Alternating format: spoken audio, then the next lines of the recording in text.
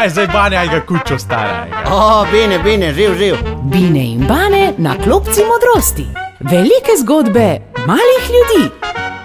Ti, Bane, v zadnjo sem čital, da boš lahko avto posojil za denar. Dobro je, da ja, samo jaz ne bi dal avta Krenu. Čak, počas, meni se pa super to sliši. Koliko pa kaj daju? Pravijo, da tam okoli 40 evrov. Pa to je super, ne, to je več kot super, Bine, dragi. Pa jaz 4-krat posodam avto, pa sem že v plusu, ka več itako in itako ni vreden. Ja, norišanca, kvani rečem. Eni pač damo malo več na avto, no. Malo več? Če dobim 106 evrov, da ga en odpelje, ma vozi. Kaj pa če mi v sranga nazaj pripele? Ja, sej zato bo pa moja prva stranka, tvoj sinček, ker od tebe avta itak ne bo dobil. Velike zgodbe malih ljudi.